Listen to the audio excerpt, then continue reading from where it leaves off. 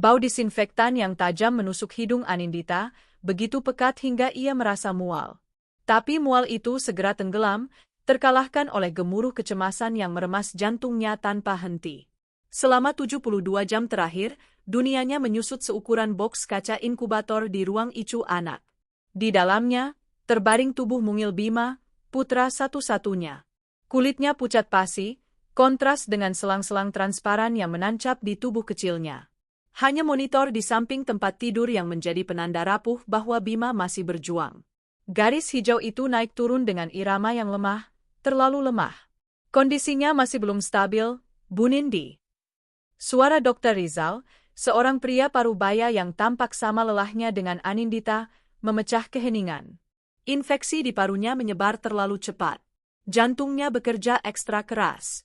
Kita harus segera melakukan tindakan operasi untuk membersihkan cairannya, kalau tidak. Dr. Rizal tidak melanjutkan kalimatnya, tapi Anindita tahu akhirnya. Gagal jantung. Kematian. Air mata yang sejak tadi ditahannya akhirnya luruh. Lakukan apa saja, Dok. Berapapun biayanya, lakukan, desis Anindita, suaranya serak. Dr. Rizal mengangguk prihatin. Masalahnya, ini operasi yang sangat berisiko dan biayanya besar. Sangat besar. Pihak administrasi membutuhkan deposit setidaknya 70% sebelum kita bisa menjadwalkan ruang operasi dan tim. Kita bicara soal 300 juta rupiah. Paling lambat besok pagi. 300 juta. Angka itu berputar di kepala Anindita. Uang itu ada. Tentu saja ada.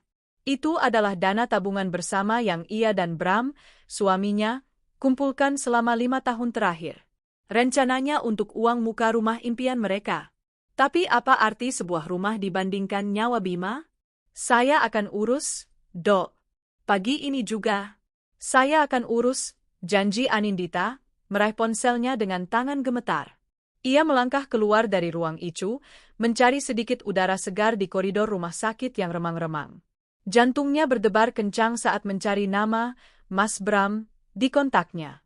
Panggilan pertama, tidak diangkat. Hanya nada sambung. Ia mencoba lagi.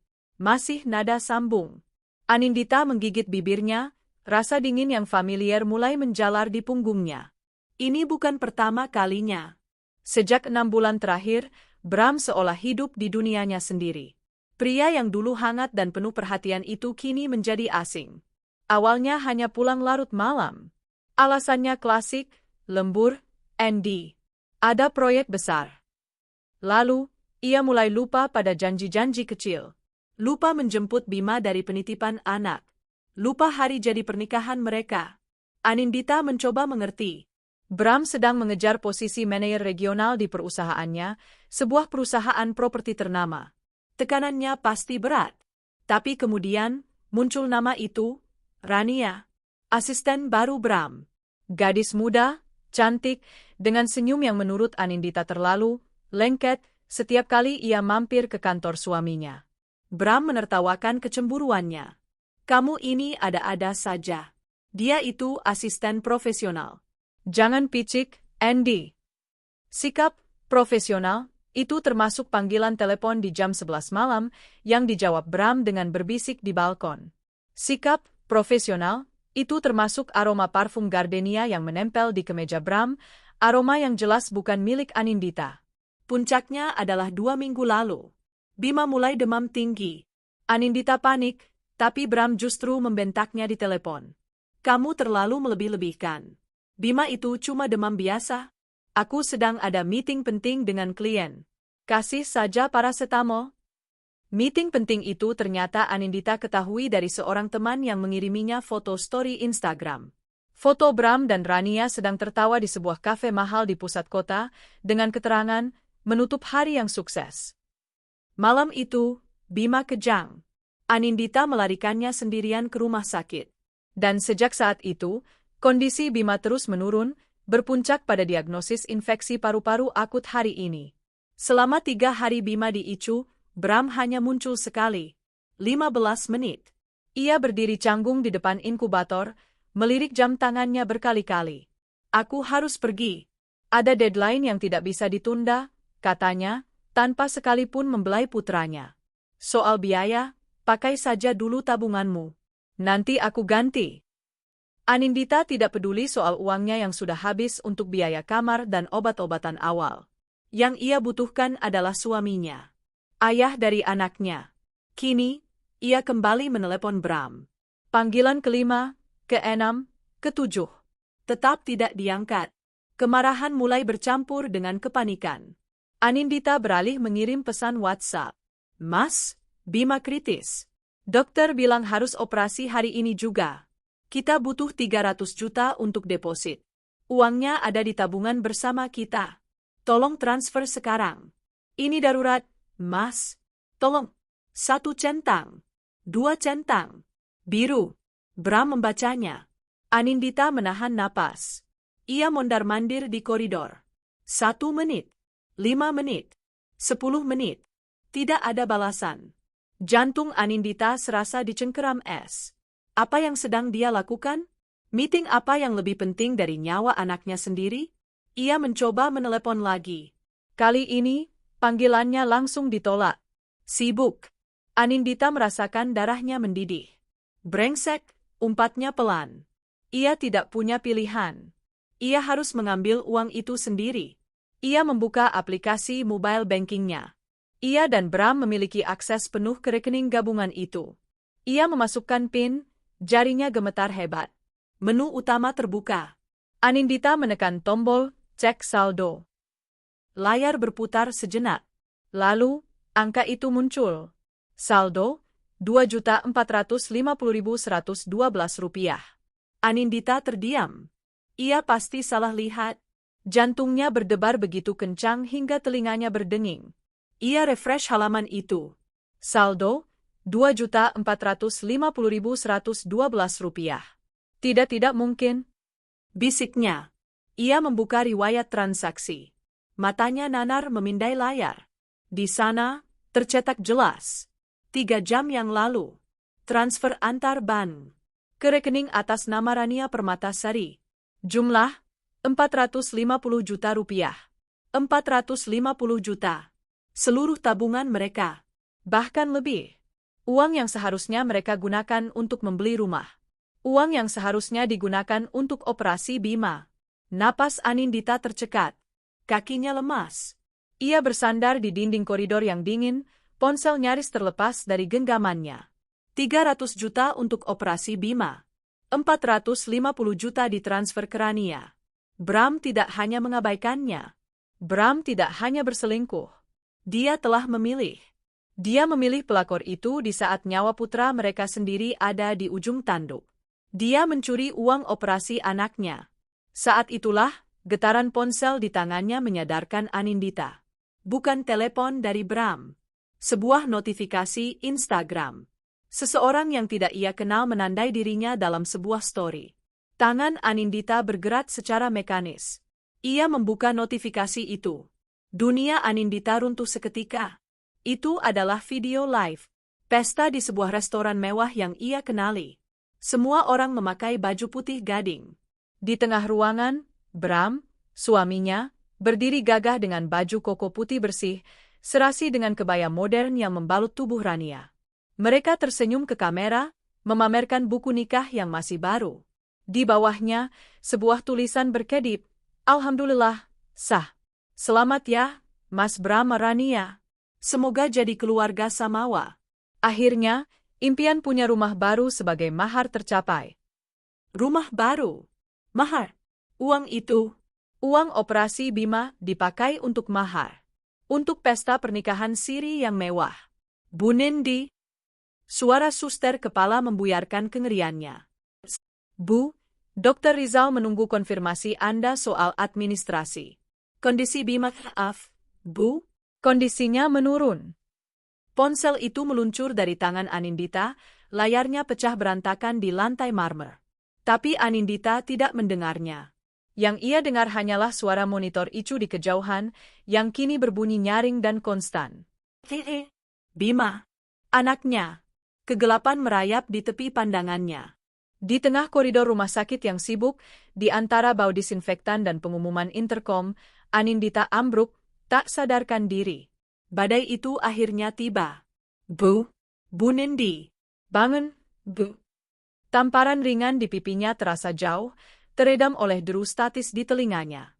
Anindita membuka mata. Langit-langit putih berputar di atasnya. Bau disinfektan kini terasa mencekik. Bima? Rintihnya, ingatan itu kembali menghantamnya seperti palu godam. Video pernikahan, saldo rekening yang kosong, dan suara monitor yang kode biru. Icu anak, kamar 305. Serah. Teriakan itu membakarnya. Anindita bangkit dengan paksa, mengabaikan pusing yang hebat. Suster yang tadi menolongnya sudah berlari menuju ruang Icu. Di ujung koridor, ia bisa melihat kepanikan. Tim medis berhamburan masuk ke kamar Bima. Bima? Anindita berlari, terhuyung-huyung. Ia menabrak troli obat, tapi tidak peduli. Ia sampai di depan pintu kaca Icu tepat saat mereka menutup tirainya. Tapi ia masih bisa melihat. Dr. Rizal ada di atas tubuh mungil Bima, melakukan kompresi dada. Suster menyiapkan alat kejut. Jernih. Kejut. Tubuh kecil Bima terangkat sedikit dari ranjang. Mata Anindita terpaku pada monitor. Garis lurus itu masih di sana. Tidak. Bima, jangan tinggalkan ibu, nak. Isaknya, menggedor-gedor kaca. Naikkan dosisnya. Ulangi, perintah Dr. Rizal. Lagi, tubuh Bima terkejut. Anindita memejamkan mata, memukulkan keningnya ke kaca dingin. Ia tidak bisa melihat lagi. Ia hanya bisa berdoa, merapal setiap doa yang ia tahu dengan napas yang tersengal-sengal. Tolong, Tuhan jangan ambil dia. Ambil saja aku. Jangan Bima. Kita dapat ritme. Senes. Sebuah seruan terdengar dari dalam. Anindita membuka matanya. Garis lurus itu hilang. Berganti dengan denyut lemah yang kembali muncul di layar. Bip, bip, bip. Itu adalah suara terindah yang pernah didengar Anindita. Kakinya kembali lemas, tapi kali ini karena lega. Ia terduduk di lantai koridor, menangis tanpa suara. Dr. Rizal keluar beberapa menit kemudian, wajahnya basah oleh keringat, tampak 10 tahun lebih tua. Kita berhasil menstabilkannya, Bu Nindi, katanya dengan napas terengah. Tapi saya harus jujur, itu tadi serangan jantung. Paru-parunya dipenuhi cairan, menekan jantungnya. Dia tidak akan bertahan lama tanpa operasi. Dokter itu menatapnya dengan iba, tapi tegas. Saya sudah memanggil tim bedah. Mereka siaga. Tapi administrasi. Bu, saya tidak bisa melakukan apa-apa jika... Saya tahu, Dot. Potong Anindita, suaranya bergetar. Ia menyeka air matanya. Kepanikan tadi telah sirna, digantikan oleh sesuatu yang lain. Sesuatu yang dingin dan keras. Ia bangkit berdiri. Ia mengambil ponselnya yang retak di lantai. Layarnya pecah, tapi masih menyala. Video pernikahan Bram dan Rania masih terputar tanpa suara. Beri saya waktu 15 menit, kata Anindita. Bu, kita bicara soal menit. 15 menit, Dok, sentak Anindita, mengejutkan dokter dan dirinya sendiri. Ia berbalik, berjalan cepat ke sudut koridor yang sepi. Ia harus berpikir. Siapa? Siapa yang bisa ia hubungi? Orang tuanya di kampung? Tidak, mereka akan panik dan mereka tidak punya uang sebanyak itu. Menjual perhiasan? Tidak akan cukup dan tidak akan sempat. Hanya ada satu nama. Satu orang yang selalu ia hindari untuk dimintai tolong, karena Bram membencinya. Bram selalu bilang temannya itu, terlalu ambisius, dan bukan wanita baik-baik, karena lebih mementingkan karir daripada rumah tangga. Ironis. Jari Anindita yang gemetar mencari nama itu di kontaknya. Reina. Panggilannya tersambung di dering kedua. Andy? Tumben. Ada apa? Suara di seberang terdengar renyah, tegas, dan sibuk. Terdengar ketikan keyboard di latar belakang. Anindita tidak basa-basi. Isak tangis yang ia tahan akhirnya meledak. Tolong aku, Bima. Bima Seka. Ketikan itu berhenti. Kamu di mana? Rumah sakit kasih bunda. Icu anak, dia butuh operasi, 300 juta. Ray, aku nggak punya uang. Bram? Bram kenapa? Tanya Reina, nadanya berubah tajam. Dia ambil semua uangnya? Dia menikah lagi, Rei. Hari ini, dia pakai uang operasi Bima untuk mahar rumah pelakornya. Anindita memuntahkan semua kengerian itu dalam satu tarikan napas. Hening sejenak di seberang. Anindita takut Reina akan menutup telepon, menganggapnya gila. Bajingan, desis Reina. Suaranya sedingin es. Aku tidak pernah suka pria itu. Kirimkan aku nomor rekening rumah sakit dan detail administrasinya. Sekarang. Rei, tapi uangnya? Jangan pikirkan uangnya, Andy. Pikirkan Bima. Aku akan transfer. Aku sedang dalam perjalanan. Aku di lobi dalam 10 menit. Klik. Panggilan ditutup. Anindita gemetar hebat. Ia cepat-cepat mengirimkan detail yang diminta.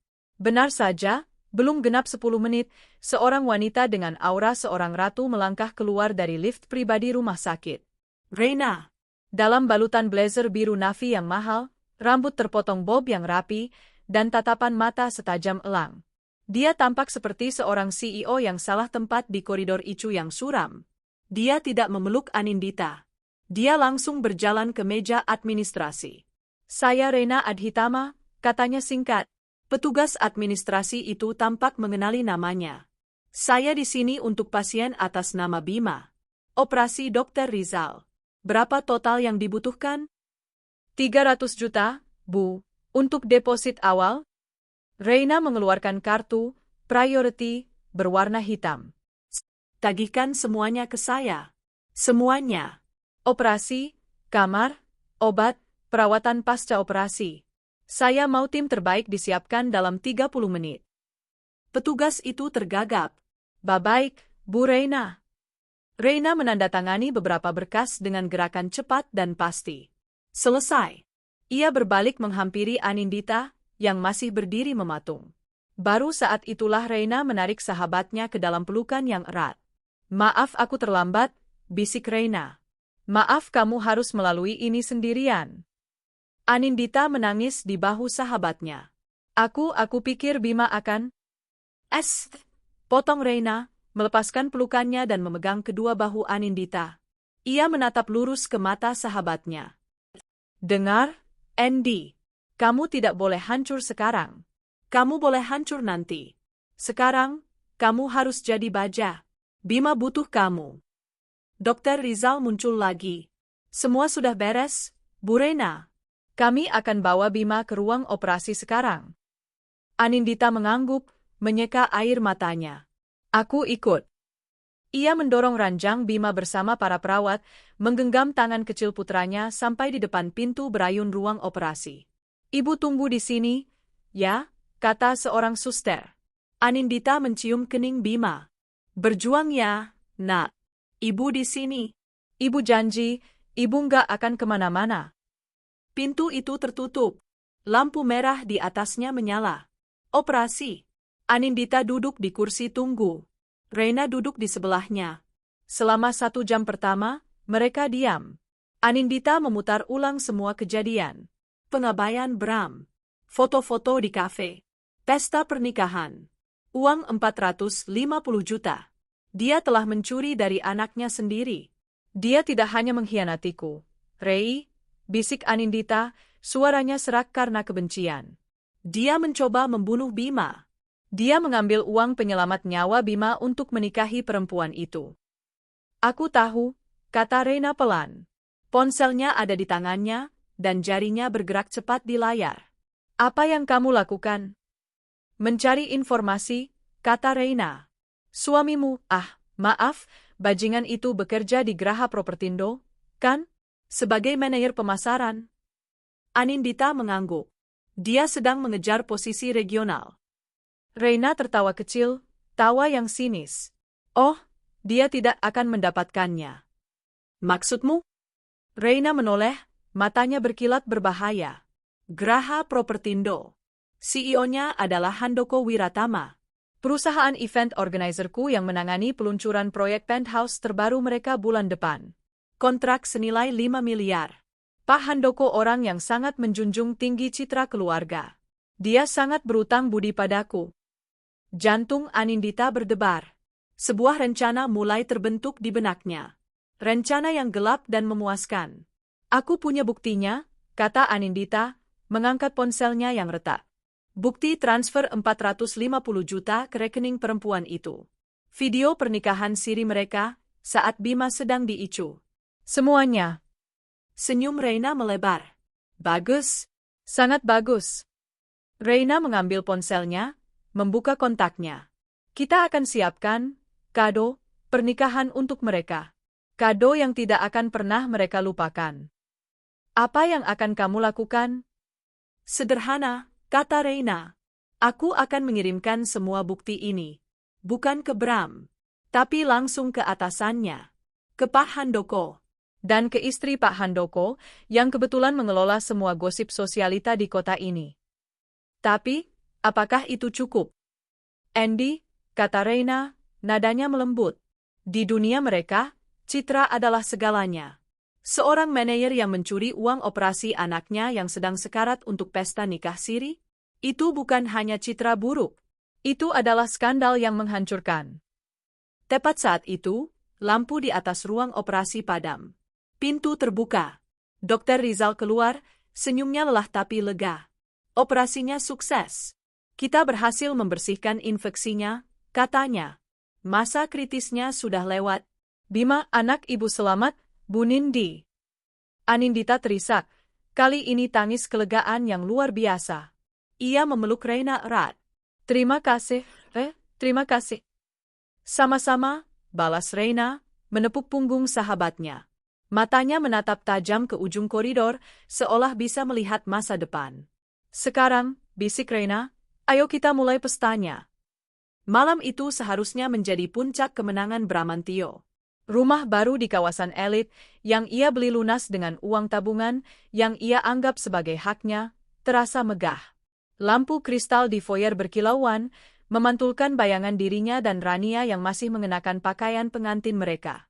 Pesta siri di restoran mewah tadi berjalan lancar. Semua kolega Rania berdecak kagum, dan beberapa rekan Bram, yang tidak tahu statusnya, menepuk punggungnya, memuji keberaniannya, menikahi asistennya yang cantik. Mas, aku seperti mimpi, desah Rania, menempelkan kepalanya di dada Bram. Ia memutar-mutar cincin berlian baru di jarinya. Rumah ini, pesta tadi, semuanya sempurna. Tentu saja, kata Bram angkuh. Ia menuangkan sampanye ke 2 gelas tinggi. Ini baru permulaan, sayang. Begitu aku dapat posisi regional, aku akan belikan kamu apartemen di pusat kota. Bagaimana dengan dia? Tanya Rania pelan, senyumnya sedikit memudar. Dan anak itu? Bram mendengus. Ponselnya bergetar di saku sejak sore tadi. Puluhan panggilan tak terjawab dari Anindita. Drama. Selalu drama. Jangan pikirkan dia, kata Bram enteng. Anindita itu bisanya cuma panik. Bima paling hanya demam tinggi. Nanti juga sembuh. Dia hanya tidak terima aku lebih memilihmu. Dia tidak sadar, di dunia ini, yang berkuasa itu uang dan koneksi, bukan air mata. Ia mengangkat gelasnya. Untuk kita. Untuk kehidupan baru yang... Ponselnya berdering lagi. Kali ini bukan getar. Nadanya nyaring, nada khusus yang ia atur. Bram terdiam. Itu bukan nada untuk Anindita? Ia melihat layar. Nama, Pak Handoko Wiratama, berkedip di sana. Jantung Bram berdebar. CEO Graha Propertindo meneleponnya pukul 10 malam di hari pernikahannya. Ini pasti soal posisi regional itu. Pasti. Sebentar, sayang, katanya pada Rania, senyumnya mengembang. Ini telepon penting. Telepon yang akan mengubah hidup kita. Ia menjauh sedikit, berdeham, lalu menggeser tombol hijau. Selamat malam, Pak Handoko. Maaf mengganggu malam-malam, Pak. Ada yang bisa? Di mana kamu, Brahma? Suara di seberang tidak ramah. Bukan ucapan selamat. Itu adalah suara bariton yang menahan amarah yang meledak-ledak. Senyum Bram langsung luntur. Saya sedang di rumah, Pak. Ada acara keluarga. Acara keluarga? Suara Handoko terdengar seperti geraman. Atau acara merayakan penggelapan dana dan pernikahan siri dengan asistenmu. Darah serasa surut dari wajah Bram. Pak, saya tidak mengerti. Jangan pura-pura bodoh, bentak Handoko. Saya baru saja menerima email. Lengkap. Video pesta mewahmu sore ini. Bukti transfer bank senilai 450 juta dari rekening gabunganmu ke rekening Rania Permatasari. Dan, yang paling menjijikkan, foto putra kandungmu yang terbaring kritis di ICU pada jam yang sama. Bram terhuyung. Ia mencengkeram kusen pintu. Dingin. Bagaimana? Siapa? Pak, itu fitnah, Pak. Itu istri saya yang lama, dia? Istrimu yang lama? Anindita, potong Handoko. Dia tidak mengirim apa-apa. Saya mendapatkannya dari sumber lain. Dari Rena Adhitama. Kamu tahu siapa dia? Dia pemilik event organizer yang menangani peluncuran penthouse kita bulan depan. Klien terbesar kita. Dan dia adalah sahabat istri saya. Bram serasa dicekik. Rena, teman Anindita yang ia benci itu.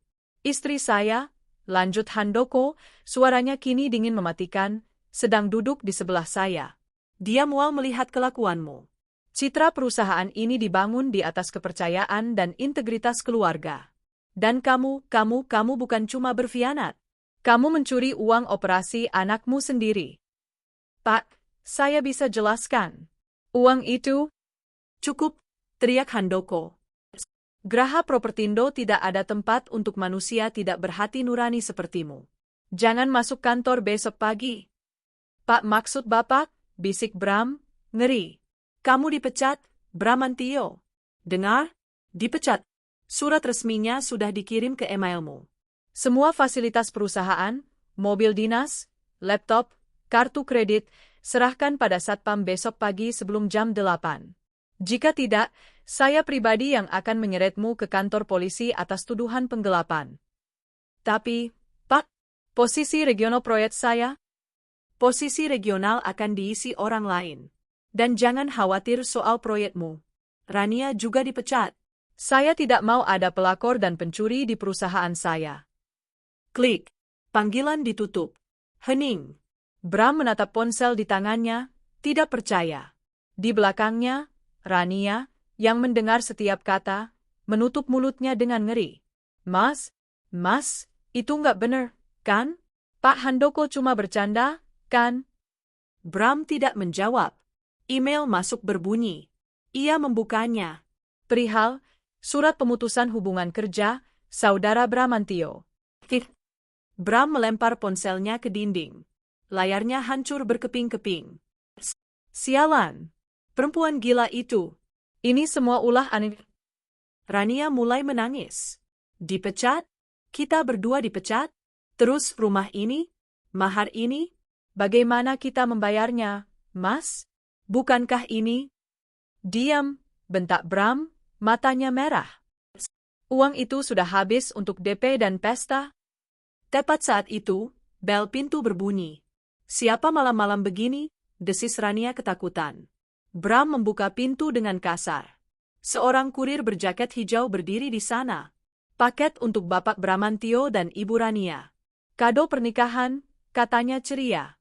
Bram merenggut kotak besar berbungkus kertas emas itu dan membanting pintu. Kado apa lagi ini? Ia merobek bungkusnya. Di dalamnya, ada sebuah tablet digital murah, terpasang di dudukannya. Begitu kotak terbuka, layarnya otomatis menyala. Memutar sebuah video. Video pernikahan mereka di restoran tadi. Suara tawa mereka. Momen saat mereka memamerkan buku nikah siri. Lalu video berganti. Rekaman Bima di inkubator, dadanya naik turun dengan susah payah. Lalu gambar berganti lagi. Screenshot bukti transfer 450 juta ke rekening Rania. Lalu layar menjadi hitam, dan muncul tulisan putih sederhana. Selamat atas pernikahan kalian. Semoga mahar rumah itu sepadan dengan nyawa Bima. Terima kasih sudah mempermudah proses perceraianku. Bram menggeram seperti binatang buas. Dia mengangkat tablet itu dan membantingnya ke lantai marmer, menginjak-injaknya hingga hancur. Anindita. Di rumah sakit kasih bunda, suasana jauh lebih tenang.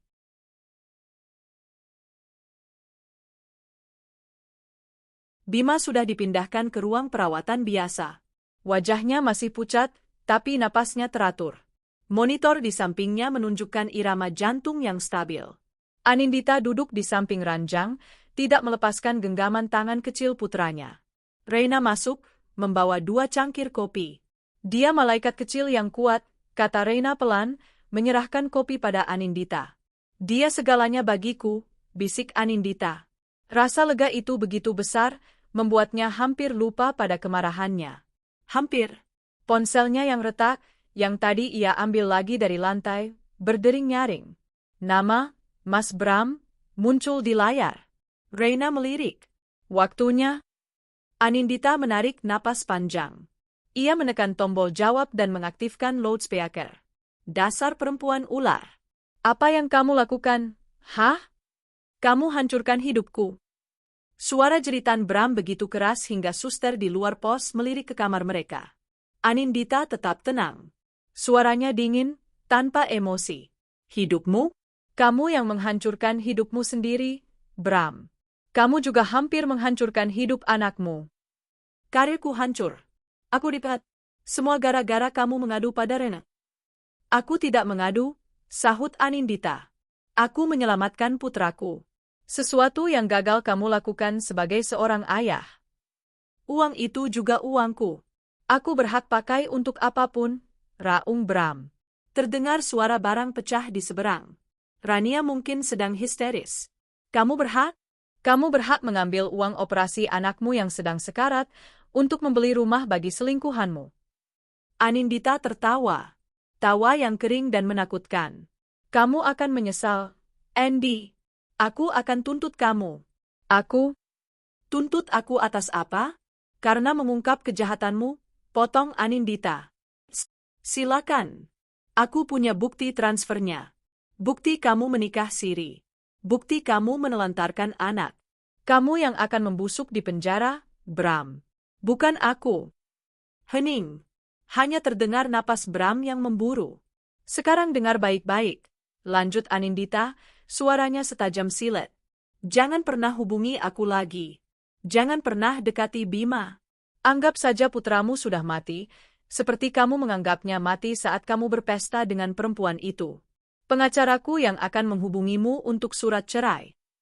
Anindita menutup telepon. Ia menatap Reina.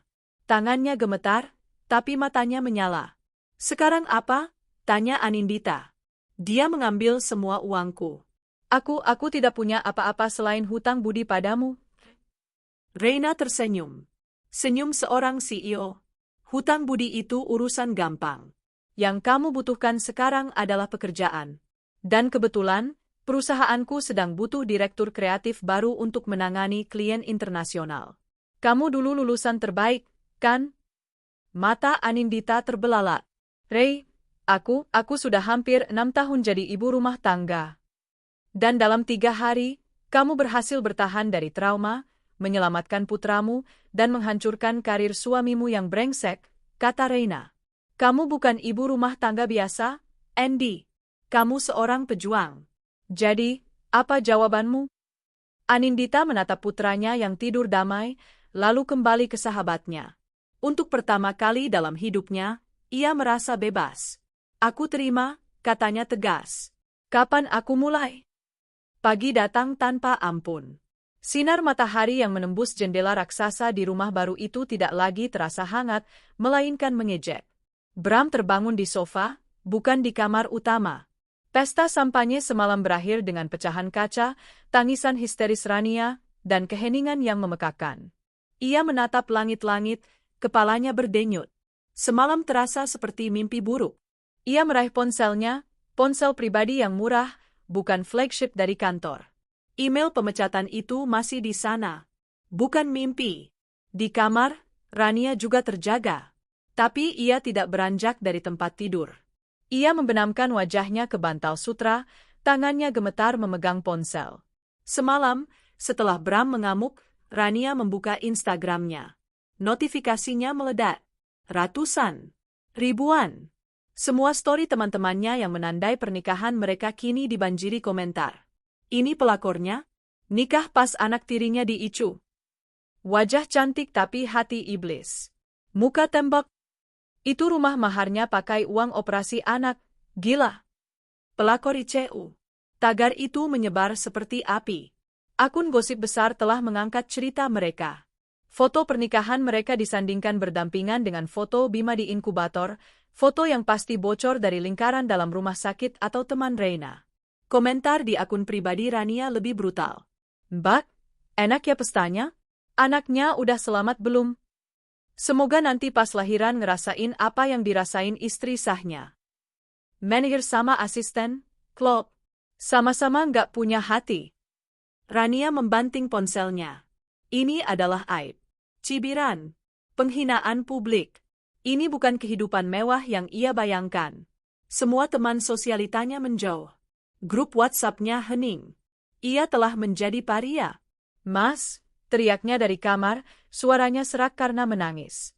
Mas, bangun. Kita harus pergi dari sini. Bram masuk dengan langkah berat. Pergi kemana? Ini rumah kita. Rumah yang semua orang tahu dibeli pakai uang curian, pekik Rania. Aku malu, Mas. Aku nggak mau keluar rumah. Teman-temanku, mereka semua membenciku. Persetan dengan teman-temanmu, geram Bram. Yang harus kita pikirkan sekarang? Ting tong. Bel pintu berbunyi. Bram dan Rania saling pandang. Ketakutan. Bram mengintip dari monitor intercom. Dua pria berjaket kulit. Wajah mereka keras. Siapa? Tanya Bram. Kami dari Graha Propertindo, kata pria itu, suaranya berat. Kami di sini untuk mengambil aset perusahaan. Sesuai surat pemutusan hubungan kerja Anda. Jantung Bram mencelos. Aset apa? Mobil sudah saya kembalikan tadi subuh ke Satpam. Bukan mobil, Pak Bramantio. Laptop, tab, dan semua perabot di rumah ini. Mata Bram terbelalak. Apa? Perabot ini milik saya. Pria itu tertawa sinis. Maaf, Pak. Rumah ini dibeli dari Graha Propertindo. Dan sebagian besar perabot ini adalah bonus dari vendor interior yang kontraknya diatur oleh Bapak. Pak Handoko menganggap ini semua bagian dari gratifikasi. Kami diperintahkan untuk menyitanya kembali. Kalian tidak bisa. Kami bisa. Surat perintahnya ada. Kalau Bapak melawan, kami panggil polisi. Tanpa menunggu jawaban, kedua pria itu mendorong pintu. Di belakang mereka, tim pengangkut barang mulai masuk. Selama 3 jam berikutnya, Bram dan Rania hanya bisa menonton dalam diam yang ngeri. Sofa kulit yang mewah, meja makan marmer, TV 80 inci, bahkan tempat tidur king size tempat mereka tidur semalam, semuanya diangkut keluar. Rumah itu kembali kosong. Menggema. Hanya menyisakan koper pakaian mereka dan kotak-kotak kado pernikahan yang belum sempat dibuka. Ini rumah kita? Bisik Rania, air matanya kering. Kita tidak bisa tinggal di sini, kata Bram putus asa. Kita tidak punya apa-apa. Kita tidak punya uang. Uangku, tabunganku habis untuk pesta dan baju kemarin, isak Rania. Bram menatap sekeliling. Hanya ada satu hal yang tersisa yang bernilai. Rumah ini, katanya pelan. Kita harus jual rumah ini. Sekarang juga. Di sisi lain kota, di kamar VIP Rumah Sakit Kasih Bunda, suasananya sangat berbeda. Bima sudah bisa duduk. Selang infus masih menempel di tangannya, tapi ia sedang asyik tertawa melihat kartun di tablet yang dibawakan Reina. Anindita duduk di meja kecil di sudut ruangan. Ia sedang melakukan video conference dengan tim barunya di perusahaan Reina. Jadi, proposal untuk klien dari Singapura itu, saya rasa kita bisa pertajam di bagian user experience, kata Anindita, suaranya tenang dan percaya diri. Saya sudah membuat draft revisinya semalam. Wajah-wajah di layar tampak terkesan. Luar biasa, Bu Nindi. Ini brilian, kata salah satu anggota tim. Selamat datang di tim. Panggilan berakhir. Anindita meregangkan tubuhnya. 6 tahun ia tidak menyentuh dunia korporat. Rasanya seperti pulang. Otaknya yang selama ini hanya fokus pada resep empasi dan jadwal tidur siang, kini kembali berputar tajam. Reina masuk sambil bertepuk tangan pelan. Lihat, sudah kubilang. A natural born leader. Anindita tersipu. Aku hanya gugup. Terima kasih, Ray, untuk semua ini. Apartemen baru di dekat kantor, mobil, aku tidak tahu bagaimana harus membayarmu kembali. Sudah kubilang, bayar aku dengan kesuksesanmu, kata Reina, duduk di tepi ranjang Bima dan mengusap rambut bocah itu. Dan ngomong-ngomong soal kesuksesan, Reina menggeser ponselnya ke Anindita. Itu adalah sebuah iklan baris online. Dijual butuh uang, rumah minimalis siap huni. Kawasan elit. Harga di bawah pasar. Nego sampai jadi. Anindita mengenali foto rumah itu. Rumah mahar Bram. Mereka menjualnya, bisik Anindita. Tentu saja, kata Reina. Mereka tidak punya pilihan. Dipecat, tanpa pesangon, reputasi hancur. Tidak ada perusahaan yang mau mempekerjakan Bram di level manajer lagi. Dan rumah itu sudah jadi bahan cibiran. Tidak ada yang mau beli dengan harga normal. Mereka pasti putus asa. Anindita menatap iklan itu lama. Ada sisa kemarahan di sana, tapi yang dominan kini adalah kelegaan. Bagus, kata Anindita. Biarkan mereka merasakan. Oh, ini baru permulaan, kata Reina. Agen properti yang mengurus penjualan itu adalah kenalanku. Dia bilang, Bram terpaksa menjualnya ke calo properti. Jauh di bawah harga belinya. Mereka mungkin hanya dapat kembali 200 juta dari 450 juta yang mereka curi. Cukup untuk bertahan hidup beberapa bulan. Telepon Anindita bergetar. Sebuah pesan dari pengacaranya. Surat gugatan cerai sudah terkirim. Proses mediasi dijadwalkan minggu depan. Anindita mematikan ponselnya. Ia berjalan ke ranjang Bima, mencium puncak kepala putranya. Waktunya pulang, nak, katanya lembut. Dokter Rizal sudah memberikan izin Bima pulang hari itu. Anindita membereskan tas mereka. Ia mengambil tablet Bima, laptopnya, dan tas tangannya. Ia berjalan keluar dari kamar rumah sakit itu, menggandeng tangan Bima. Setiap langkah terasa ringan. Ia tidak menoleh ke belakang. Di lobi rumah sakit, Bram dan Rania sedang berdiri di meja kasir. Wajah mereka kuyu. Pakaian mereka kumal. Maaf, Pak. Tapi sisa tagihan untuk perawatan Nyonya Rania, kata petugas kasir. Rupanya Rania pingsan karena stres dan harus dirawat semalam. Bram mengeluarkan kartu debitnya. Coba ini. Maaf, Pak. Saldonya tidak mencukupi. Bram menggeram, mengeluarkan segepok uang tunai, sisa-sisa uang hasil penjualan rumah. Saat itulah ia melihat Anindita. Anindita berjalan melewatinya. Tegak, anggun. Ia mengenakan blazer yang rapi. Bima, putranya, tampak sehat di genggamannya. Mereka berjalan menuju pintu keluar otomatis, di mana sebuah mobil sedan hitam baru, mobil fasilitas dari Reina, sudah menunggu. Pandangan mereka bertemu sepersekian detik. Mata Bram penuh kebencian, kekalahan, dan iri. Mata Anindita dingin. Kosong. Seolah menatap orang asing. Ia berbalik, masuk ke dalam mobil, dan melaju pergi. Meninggalkan Bram dan istri barunya di lobi rumah sakit, menghitung uang receh untuk membayar tagihan. Kehidupan baru Anindita telah dimulai. Penderitaan Bram baru saja akan dimulai. 6 bulan telah berlalu sejak hari di lobi rumah sakit. 6 bulan yang terasa seperti 6 tahun, membalikkan dunia kedua pasangan itu hingga tak bisa dikenali lagi. Di sebuah unit penthouse mewah di jantung kota, cahaya matahari pagi menembus jendela kaca yang terbentang dari lantai ke langit-langit. Bima, yang kini berusia 5 tahun dan sudah sepenuhnya pulih, tertawa riang sambil mengikat tali sepatunya. Pipinya tembam dan kulitnya kembali merona sehat. Ibu, cepat. Nanti Bima terlambat, serunya. Anindita keluar dari kamar ganti, penampilannya nyaris tak bisa dikenali dari sosok ibu rumah tangga kuyu 6 bulan lalu. Rambutnya dipotong model bob sebahu yang tajam. Ia mengenakan blazer berwarna ivory dan celana bahan yang pas di badan. Wajahnya dipoles riasan tipis namun profesional. Ia bukan lagi Anindita yang rapuh. Di kantor, orang-orang memanggilnya Ibu Anindita, sang direktur kreatif yang idenya brilian dan eksekusinya tanpa celah. Iya, sayang. Ibu ambil tas dulu, katanya tersenyum. Ia mengambil tas kerjanya, di sampingnya tergeletak undangan dari Kamar Dagang dan Industri sebagai salah satu pembicara di seminar wanita inspiratif. Reina telah menepati janjinya. Apartemen ini, fasilitas ini, dan yang terpenting, kesempatan ini, semua diberikan oleh Reina. Tapi Anindita membayarnya kembali. 3 hari lalu, ia baru saja memenangkan pitching melawan agensi dari Singapura, mengamankan klien bernilai puluhan miliar untuk perusahaan Reina. Teleponnya bergetar. Pengacaranya, Bu Nindi, sidang putusan hari ini jam 1 siang. Pastikan hadir. Semua sudah beres. Terima kasih, Pak. Saya pasti hadir, jawab Anindita, nadanya tenang. Ia menggandeng tangan Bima. Ayo, Nak. Setelah antar Bima ke sekolah, Ibu ada rapat penting.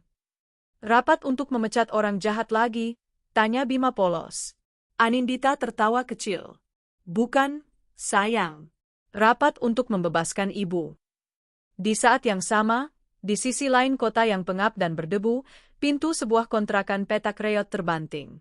Bramantio melempar map coklat lusuh ke lantai semen yang retak. Debu beterbangan. Ditolak lagi, desisnya. Rumah itu sempit. Hanya satu ruangan yang disekat triplek tipis. Kipas angin di langit-langit berputar lambat, hanya mengedarkan udara panas. Kemewahan rumah mahar seharga 450 juta itu kini terasa seperti mimpi demam. Uang hasil jual rugi rumah itu, yang hanya laku 200 juta karena dijual terburu-buru pada calo, ludes dalam 6 bulan.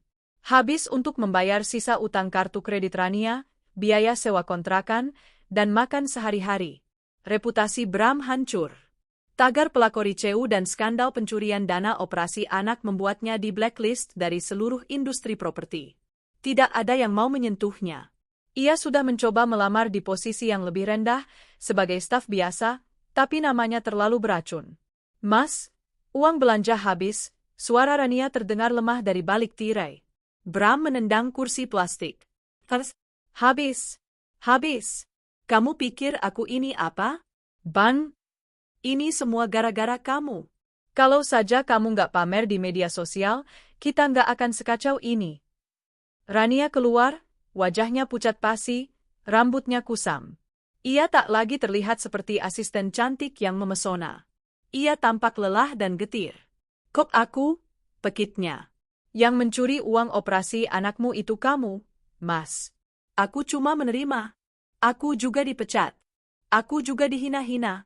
Kamu yang merusak hidupku. Mulutmu dijaga, Rania. Plah, untuk pertama kalinya, tangan Bram mendarat di pipi Rania. Keras. Hening seketika. Rania memegangi pipinya, matanya terbelalak tak percaya. Lalu, ia menangis histeris.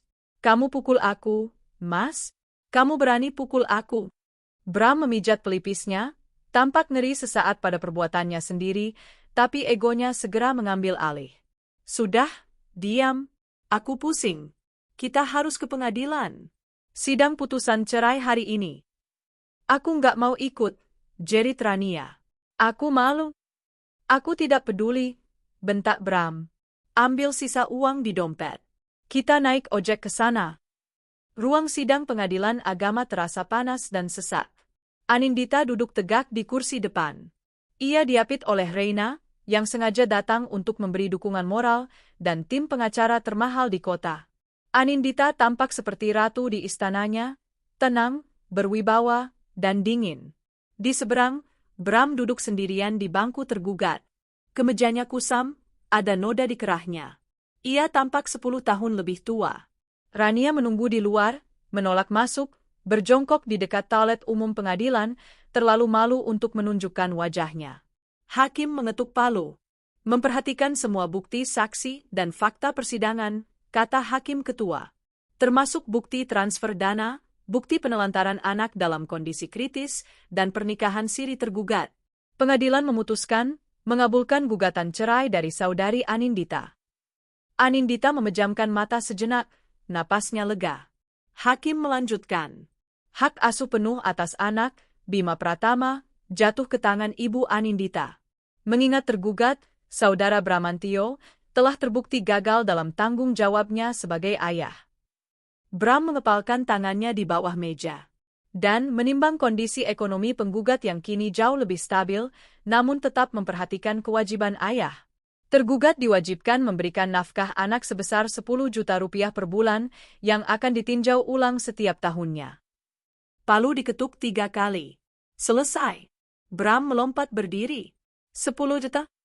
Yang mulia, itu tidak masuk akal. Saya tidak punya uang. Pengacara Anindita berdiri dengan tenang. Yang mulia, izin menanggapi. Kehilangan pekerjaan akibat perbuatan asusila dan tindakan tidak etis bukanlah alasan untuk menghapus kewajiban. Selain itu, kami yakin Saudara Bramantio masih mampu bekerja di bidang lain. Hakim mengibaskan tangan. Putusan sudah final. Sidang ditutup. Bram menggeram. Ia menyerbu keluar ruangan, menghampiri Anindita yang sedang dipeluk oleh Reina. "Kamu puas sekarang?" teriaknya di koridor. "Kamu hancurkan aku. Kamu ambil anakku. Kamu bikin aku miskin." Anindita berhenti.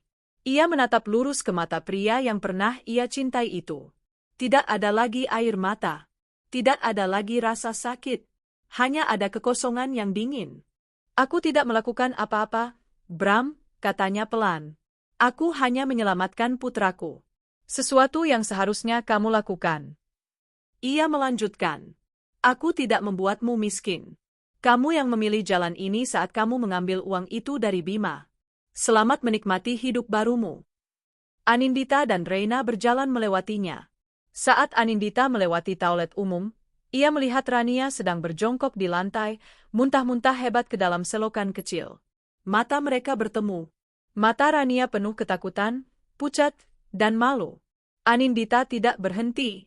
Ia terus melangkah tanpa menoleh sedikit pun. Bram tiba di toilet, amarahnya masih membara, melihat Rania yang lemas dan kotor. "Kenapa kamu? Sakit?" "Menyusahkan saja." Rania menatapnya dengan putus asa. Tangannya gemetar hebat saat ia mengeluarkan sesuatu dari sakunya. Sebuah test pack murah. 2 garis merah tercetak jelas di sana. "Mas," bisiknya, air matanya kembali luruh.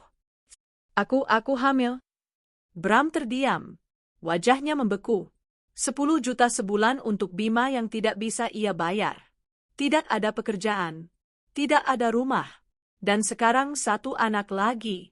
Ia menatap test pack itu, lalu menatap Rania. Tidak ada kebahagiaan. Tidak ada harapan. Yang ada hanya kengerian. "Gugurkan," desis Bram, suaranya pelan dan mematikan. Mata Rania terbelalak ngeri. "Apa?" Enggak, Mas. Ini anak kita. Ini harta kita satu-satunya." "Harta?" teriak Bram, kalap. "Bagaimana kita memberinya makan? Pakai apa? Pakai batu? Kita bahkan gak punya uang untuk makan minggu depan." Ia mencengkeram bahu Rania. "Aku bilang, gugurkan. Atau kita berdua mati kelaparan di kontrakan ini." Bram mendorong Rania hingga tersungkur di lantai toilet yang basah dan kotor. Ia berbalik dan meninju dinding koridor pengadilan, lalu pergi, meninggalkan Rania sendirian. Rania memegangi perutnya, menangis tanpa suara. Ini bukan kehidupan yang ia inginkan. Ini adalah neraka. Dan penderitaannya yang sesungguhnya baru saja akan dimulai. 3 bulan setelah putusan pengadilan, realitas baru telah mengeras menjadi rutinitas yang brutal bagi Bram dan Rania. Kontrakan petak di gang sempit itu kini beraroma asam. Campuran antara bau keringat, tumpukan piring kotor, dan mual di pagi hari. Kehamilan Rania tidak berjalan mudah.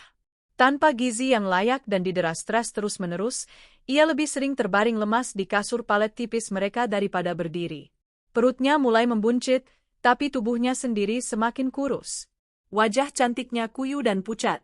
Kemewahan, pesta, dan tas-tas bermerek terasa seperti kehidupan orang lain. Bram baru saja pulang. Pukul 7 malam. Ia melempar helm proyek berwarna kuning yang sudah lecet ke sudut ruangan. Tubuhnya terasa remuk. Setiap inci ototnya berteriak protes. Pria yang dulu duduk di ruangan ber-AC dengan setelan jas mahal, kini berdebu dari ujung rambut sampai ujung kaki. Kulitnya yang dulu terawat kini menghitam, terbakar matahari. Telapak tangannya, Tangan yang dulu memegang pena Montblanc untuk menandatangani kontrak miliaran, kini kapalan, tebal, dan di beberapa bagian, melepuh berisi nanah. Setelah 2 bulan mengemis pekerjaan dan selalu ditolak, keangkuhannya luruh terkikis rasa lapar. Ia tidak punya pilihan. Ia melihat papan pengumuman di sebuah proyek pembangunan apartemen mewah, dicari kuli panggul harian. Pekerjaan itu neraka. Mengaduk semen, mengangkut sak semen di punggungnya, memanjat perancah di bawah terik matahari. Mandornya berteriak-teriak padanya, memanggilnya, si lamban, atau si licin, karena kulitnya yang dulu bersih. Mas, dapat uang? Suara Rania terdengar parau dari balik tirai. Bram tidak menjawab. Ia membuka dompetnya. 3 lembar uang 50 ribuan dan beberapa lembar uang lelah. Bayaran mingguan sebagai kuli. Totalnya, mungkin 2 juta sebulan jika ia bekerja setiap hari. 2 juta. Di pengadilan, ia diperintahkan membayar nafkah anak 10 juta. Angka itu kini terasa seperti lelucon yang kejam. Mas, aku lapar. Dari pagi belum makan nasi, rengek Rania, kini mulai terisak. Diam, sentak Bram. Amarahnya kini mudah tersulut. Tidak ada lagi Bram yang lembut dan penuh rayuan. Yang tersisa hanyalah pria pahit yang kelelahan. Ia melempar selembar uang 50 ribu ke kasur. Beli nasi bungkus. Cukup untuk kalian berdua. Rania memungut uang itu. Kalian berdua? Kamu dan harta di perutmu itu, desis Bram. Ia duduk di kursi plastik, menuang air putih dari teko. Saat itulah ia melihat surat ketiga tergeletak di lantai, diselipkan dari bawah pintu. Surat resmi dengan kop surat firma hukum. Peringatan terakhir pembayaran tunggakan nafkah anak. Total tunggakan 30 juta rupiah. Bram meremas surat itu. 3 bulan. 30 juta. Dengan gajinya sebagai kuli, ia bahkan tidak bisa membayar bunganya jika ini adalah utang bank. Surat apa lagi, Mas? Tanya Rania takut-takut. Bukan urusanmu, bentak Bram. Ini semua gara-gara perempuan ular itu. Dia sengaja. Dia tahu aku tidak punya uang. Dia mau aku dipenjara. Ya kamu kerja yang benar, Mas. Masa cuma jadi kuli? Ucapan Rania menyentuh saraf yang salah. Bram bangkit, matanya merah. Kerja? Kamu pikir aku tidak cari kerja? Namaku sudah hancur. Dihancurkan olehmu dan perempuan itu. Kamu pikir ada yang mau mempekerjakan aku? Aku kan nggak tahu bakal begini. Kamu tahu, tuding Bram. Kamu menikmati uangnya. Kamu menikmati rumahnya. Sekarang nikmati juga sengsaranya. Bram membanting pintu kontrakan dan pergi.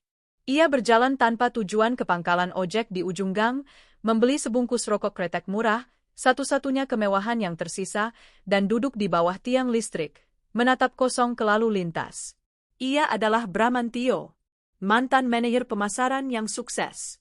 Kini ia seorang kuli bangunan, berutang nafkah, dengan istri hamil yang menyedihkan di kontrakan sempit. Ini adalah titik terendahnya. Di saat yang sama, di lantai 48 gedung Adhitama Tower, Anindita berdiri di depan layar proyektor raksasa. Ruang rapat itu diisi oleh belasan eksekutif, termasuk beberapa klien investor dari Jepang. Dan dengan menggeser fokus kita dari awareness ke community building, kita tidak hanya menjual produk, jelas Anindita, suaranya lugas dan berwibawa. Kita menciptakan loyalitas. Proyeksi Row untuk kuartal ketiga adalah kenaikan 45%. Ia menyelesaikan presentasinya. Hening sejenak. Lalu, tepuk tangan riuh terdengar. Para investor dari Jepang mengangguk-angguk puas, membisikkan sesuatu pada penerjemah mereka. Reina, yang duduk di kepala meja, tersenyum lebar. Brilian, Andy. Seperti biasa. Rapat ditutup.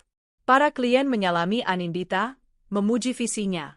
Makan malam dengan kami malam ini, Bu Anindita, tawar salah satu investor. Anindita tersenyum sopan.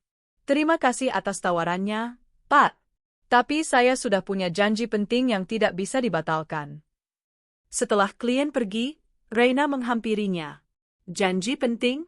Kencan? Anindita tertawa. Lebih penting dari itu.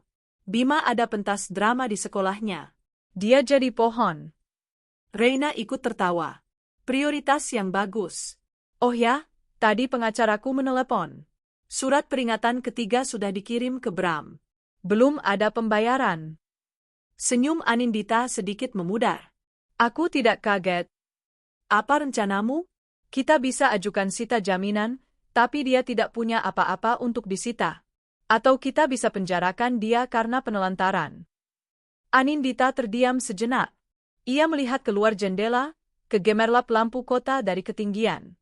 Jauh di bawah sana, di salah satu sudut kota yang gelap, ia tahu mantan suaminya sedang berjuang. Biarkan saja dulu, Ray, katanya pelan. Aku tidak butuh uangnya. Bima sudah punya lebih dari cukup. Ini bukan soal uang, Andy. Ini soal prinsip. Soal tanggung jawab. Aku tahu, kata Anindita. Tapi penjara terlalu mudah untuknya. Aku ingin dia merasakan apa yang aku rasakan dulu. Keputusasaan. Ditinggalkan. Tidak punya pilihan. Biarkan dia bekerja keras untuk hidupnya. Hukuman terbaik untuknya adalah kehidupannya yang sekarang. Reina menatap sahabatnya. Ada sisa kekerasan di mata Anindita, sisa dari badai yang hampir menenggelamkannya. Baiklah, kata Reina. Tapi jika dia macam-macam, bilang padaku. Anindita mengangguk. Tentu. Sekarang, maaf, aku harus pergi. Pohonku sudah menunggu. Ia mengambil tasnya, melangkah keluar dari kantor mewah itu. Ia adalah direktur kreatif yang sukses, seorang ibu tunggal yang tangguh, dan seorang wanita yang telah memenangkan perangnya. Malam itu, ia bertepuk tangan paling keras saat Bima, dengan kostum pohon yang lucu, membungkuk di atas panggung. Kehidupan mereka sempurna. Sementara di ujung gang sempit, Bramantio kembali ke kontrakan. Rania sudah tertidur sambil memeluk perutnya, sisa nasi bungkus tergeletak di sampingnya. Bram menatap istrinya dengan tatapan kosong. Tidak ada cinta. Tidak ada gairah. Hanya ada rasa jijik dan penyesalan. Ia merebahkan tubuhnya yang sakit di lantai semen yang dingin, menatap surat tunggakan 30 juta itu di bawah cahaya bulan. Besok, ia harus kembali mengaduk semen. 20 tahun adalah waktu yang lama. Cukup lama untuk menyembuhkan luka yang paling dalam, atau membuatnya membusuk menjadi infeksi kronis. Cukup lama untuk membangun sebuah kerajaan, atau menyaksikan sebuah puing-puing hancur menjadi debu. Bagi Anindita, 20 tahun adalah pendakian yang stabil dan gemilang. Di usianya yang akhir 40-an, Anindita tidak lagi hanya seorang direktur. Ia kini menjabat sebagai Chief Operating Officer, CEO, Adhitama Group, orang nomor 2 di perusahaan raksasa milik Reina. Ia adalah sosok yang disegani di dunia bisnis, terkenal dengan ketenangannya, visinya yang tajam, dan etika kerjanya yang tanpa kompromi. Penthouse mewahnya dihiasi karya seni modern. Foto Bima dalam berbagai tahap kehidupan memenuhi dinding. Bima di SD, Bima memenangkan debat SMA, Bima diwisuda dari universitas. Pagi itu, Anindita sedang menyesap kopi paginya di balkon yang menghadap ke Cakrawala Kota, ketika pintu geser terbuka. Bima, kini seorang pria muda berusia 25 tahun, melangkah keluar. Ia tinggi, tegap, dengan mata ibunya namun rahang tegas yang entah ia warisi dari siapa. Ia mengenakan kemeja yang disetrika rapi dan celana bahan. Pagi, Bu, sapanya, mencium pipi Anindita. Pagi, pengacara muda, balas Anindita, matanya berbinar bangga. Bima baru saja lulus dari fakultas hukum terbaik di negeri itu, dengan predikat cum laude. Minggu lalu, ia diterima bekerja di salah satu firma hukum korporat paling bergengsi di ibu kota. Aku tidak akan pernah bosan mendengarnya, kata Bima sambil tersenyum. Ia mengambil koran bisnis di meja. Ibu jadi headline lagi, ya? Anindita Suryo, wanita di balik ekspansi global Adhitama Group. Itu berlebihan, kata Anindita merendah. Bima menggeleng. Tidak ada yang berlebihan, Bu. Ibu pantas mendapatkannya. Bima menatap ibunya dengan kekaguman yang tak terhingga. Ia samar-samar masih mengingat hari-hari di rumah sakit. Ia ingat rasa sesak di dadanya, ingat tangis ibunya, dan ingat ketidakhadiran ayahnya. Ingatan masa kecil itu, Ditambah cerita-cerita yang akhirnya ia pahami saat dewasa telah menempa ambisinya. Ia tidak hanya ingin sukses, ia ingin menjadi pelindung. Pelindung bagi ibunya, pelindung bagi keadilan yang dulu hampir direnggut darinya. Aku ada janji temu dengan agen properti siang ini, kata Bima, mengganti topik. Aku rasa aku sudah menemukan apartemen yang cocok di dekat kantor. Bagus, kata Anindita. Ibu akan transfer uang mukanya. Nggak perlu, Bu, potong Bima cepat. Gaji pertamaku sudah cukup untuk cicilan awal. Aku bisa? Ibu sudah memberiku lebih dari cukup. Anindita tersenyum. Inilah kesuksesan terbesarnya. Bukan jabatan COO, bukan penthouse ini, tapi pria muda di depannya. Pria yang ia besarkan sendirian, yang tumbuh menjadi pribadi yang kuat, bertanggung jawab, dan penuh kasih. Baiklah, kata Anindita. Tapi setidaknya, biarkan ibu mentraktirmu makan siang di tempat baru yang mewah itu. Bagaimana? Tentu, kata Bima. Dengan senang hati. Di belahan kota yang lain, matahari pagi terasa berbeda. Di sini, matahari tidak menghangatkan, ia membakar. Di sebuah pemukiman padat penduduk yang berhimpitan dengan rel kereta api, sebuah rumah petak semi-permanen terjepit di antara dua bangunan lain. Catnya mengelupas, atap sengnya berkarat. Bramantio, kini berusia 50-an, terduduk di dipan kayu di depan rumah. Ia batuk. Batuk kering yang dalam, batuk kuli, yang tak kunjung sembuh. 20 tahun bekerja kasar di bawah matahari telah merenggut semua sisa kejayaannya. Tubuhnya kurus kering, tapi perutnya sedikit buncit. Kulitnya gelap dan kasar. Rambutnya menipis dan memutih. Ia bukan lagi seorang manajer. Ia hanyalah seorang mandor kuli bangunan, itu pun jika ada proyek. Pak, mana uang rokok? Sebuah suara serak membentaknya dari dalam rumah. Dimas, putra Bram dan Rania, yang kini berusia 19 tahun, keluar dengan rambut acak-acakan dan mata merah. Ia putus sekolah sejak SMP, pengangguran, dan kerjanya hanya bergaul dengan preman di ujung gang.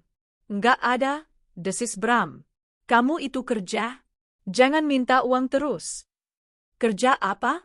Jadi kuli kayak bapak? Gaji nggak seberapa, badan hancur, cibir Dimas. Mending malak di perempatan, lebih jelas hasilnya. Jaga mulutmu. Kenapa? Bapak mau pukul aku? Kayak bapak biasa pukul ibu, tantang Dimas. Sebelum Bram sempat menjawab, Rania muncul dari dapur kumuh di belakang. Rania di usia akhir 40-an tampak mengenaskan. Tubuh yang dulu ia banggakan kini membengkak tidak sehat. Wajahnya kusam, dipenuhi kerutan pahit. Ia menjalankan warung kelontong kecil di depan rumah, yang lebih banyak utangnya daripada untungnya. Pagi-pagi sudah ribut, semprot Rania. Kamu, Dimas, pergi sana. Bikin pusing. Dan kamu, Pak, ini uang setoran kontrakan sudah jatuh tempo. Mandor kapan bayar gajimu? Belum, jawab Bram singkat, menatap kosong ke rel kereta. Proyeknya lagi berhenti. Berhenti? Terus kita makan apa? Utang di warung Haji Soleh sudah numpuk. Aku malu, Pak. Malu? Diam kamu, teriak Bram, amarah lamanya tersulut. Ini semua juga gara-gara kamu. Gara-gara anak haram yang kamu kandung itu. Anak haram? Pekik Dimas, tidak terima. Aku dengar ya, Pak. Aku dengar dari orang-orang. Bapak dulu mener. Bapak ninggalin anak istri bapak demi ibu, kan? Bapak yang goblok. Kenapa sekarang kami yang sengsara? Pak, tangan kapalan Bram mendarat di pipi Dimas. Keras. Dimas terhuyung, tapi ia tidak menangis. Ia tertawa sinis. Dasar pecundang. Ia meludah ke lantai, di dekat kaki Bram, lalu pergi begitu saja. Rania terduduk di lantai, menangis. Lihat anak kita. Dia benci sama kita. Semua orang benci sama kita. Hidup kita hancur? Bram tidak menjawab. Ia meraih botol air mineral bekas, meneguk isinya. Pahit. Semua terasa pahit. Ia masih teringat surat tunggakan nafkah puluhan juta dari Anindita bertahun-tahun lalu. Ia tidak pernah membayarnya sepeser pun. Anindita, entah kenapa, tidak pernah mengejarnya lagi. Awalnya ia merasa menang. Ia merasa lolos. Kini, ia sadar. Anindita tidak perlu memenjarakannya. Kehidupan inilah penjaranya. Sore itu, Bram kembali bekerja di proyek lain, sebuah gedung apartemen mewah yang baru saja selesai dibangun di pusat kota. Tugasnya, membersihkan sisa-sisa puing. Saat ia sedang mendorong gerobak berisi adukan semen kering, sebuah sedan Mercedes hitam mengilap berhenti di lobi utama gedung itu. Seorang wanita anggun turun, dibukakan pintu oleh sopir. Bram menyipitkan mata. Wanita itu tampak familiar. Sangat familiar. Anindita. Ia tampak bersinar. Mahal. Berkuasa. Ia tidak menua, ia justru matang seperti anggur berkualitas. Di sampingnya, turun seorang pria muda yang gagah, mengenakan setelan jas yang harganya mungkin lebih mahal dari bayaran Bram setahun. Bram termangu. Jantungnya berdebar. Ia bersembunyi di balik pilar. Agen kami sudah menunggu di dalam, Pak Bima, kata sopir itu. Pria muda itu tersenyum. Terima kasih, Pak. Bima. Nama itu menghantam Bram seperti satu sak semen yang jatuh di dadanya. Bima. Putranya. Anak yang ia tinggalkan di Icu. Anak yang uang operasinya ia curi. Bimanya kini setinggi ini. Sukses. Gagah. Membeli apartemen mewah di tempat ia bekerja sebagai kuli. Bram melihat Bima membukakan pintu untuk Anindita. Mereka tertawa bersama, tawa orang-orang sukses yang tidak punya beban di dunia. Kacamata hitam Anindita melirik sekilas ke arahnya, ke arah tumpukan puing, tapi tidak melihatnya. Ia hanya melihat kotoran yang harus disingkirkan. Mereka berdua masuk ke lobi ber-AC yang megah. Bram terduduk di atas gerobaknya. Tangannya gemetar hebat. Dadanya sesat. Bukan karena batuknya. Ia melihat pantulan dirinya di kaca pos satpam. Pria tua, kotor, berdebu, dan kalah. 20 tahun. Anindita telah membesarkan Bima menjadi seorang pengacara yang sukses. Dan dia telah membesarkan Dimas menjadi seorang berandalan. Ia telah menukar emas dengan debu. Dan kini, debu itu mencekik napasnya. Pertemuan di lobi apartemen mewah itu menghancurkan sisa-sisa semangat Bramantio.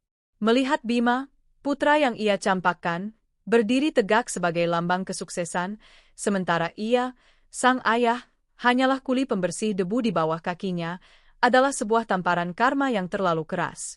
Batuknya semakin parah. Malam itu, ia tidak hanya batuk kering, ia batuk darah. Gumpalan merah kental di wastafel kamar mandi kontrakan yang berkarat itu membuatnya ketakutan. Mas, kamu kenapa? Rania menjerit, lebih karena jijik daripada khawatir. Bram terbatuk lagi, dadanya sakit seperti ditusuk-tusuk. Aku harus ke dokter. Dengan sisa uang simpanan terakhir yang ia sembunyikan di bawah kasur, uang yang seharusnya untuk membayar tunggakan kontrakan, ia pergi ke klinik BPJS. Dari sana, ia dirujuk ke rumah sakit umum. Hasil röntgen dan pemeriksaan dahak keluar 3 hari kemudian. Bram duduk di kursi besi yang dingin di koridor rumah sakit yang penuh sesak, mengingatkannya pada koridor Icu puluhan tahun lalu. Pak Bramantio, kata dokter muda itu dengan wajah prihatin. Hasilnya tidak bagus, ini bukan batu kuli biasa. Ini silikosis stadium akhir. Debu semen dan partikel bangunan selama 20 tahun sudah menghancurkan paru-paru Anda. Bram terdiam. Bisa disembuhkan? Tidak bisa disembuhkan total, Pak, kata dokter itu jujur. Kita hanya bisa memperlambat. Anda harus berhenti total dari pekerjaan Anda. Dan, ada massa yang tumbuh di paru-paru kanan Anda. Kita harus segera operasi untuk mengangkatnya, sebelum menyebar. Kasih? Bisik Bram. Kata itu terasa pahit di lidahnya. Berapa biayanya, Dok? Dokter itu menelan ludah. BPJS akan menanggung sebagian, tapi obat-obatan khusus dan tindakan bedah toraks ini perkiraan di luar tanggungan sekitar 300 juta rupiah. 300 juta. Bram merasa seolah-olah lantai rumah sakit runtuh di bawah kakinya. Angka terkutuk itu. Angka yang sama persis dengan yang dibutuhkan Anindita untuk operasi Bima 20 tahun lalu. Ia tertawa. Tawa kering yang berubah menjadi batuk yang menyakitkan. Karma tidak hanya menamparnya, karma sedang mencekiknya perlahan-lahan. Ia pulang ke kontrakan dengan langkah gontai. Ia harus mendapatkan uang itu. Ia harus hidup. Ia tidak mau mati di tempat kumuh ini. Saat ia membuka pintu, ia mendapati Dimas sedang mengobrak-abrik kasur. "Apa yang kamu lakukan?" teriak Bram. Dimas, yang kini lengannya penuh tato murah, terkejut. Di tangannya ada segulung uang. Uang simpanan Bram. "Bajingan kecil. Kembalikan uang itu." Bram menerjang. Tapi Dimas lebih muda dan lebih kuat. Ia mendorong Bram hingga jatuh tersungkur. "Uang ini buat apa, Pak?" "Buat bayar kontrakan," cibir Dimas. "Aku ada utang judi. Ini lebih penting." "Aku sakit, Dimas. Aku butuh uang itu untuk ke rumah sakit," raung Bram dari lantai. Dimas berhenti sejenak di pintu. Ada keraguan di matanya, tapi itu cepat hilang, digantikan oleh kekerasan yang ia pelajari dari lingkungan dan dari Bram sendiri.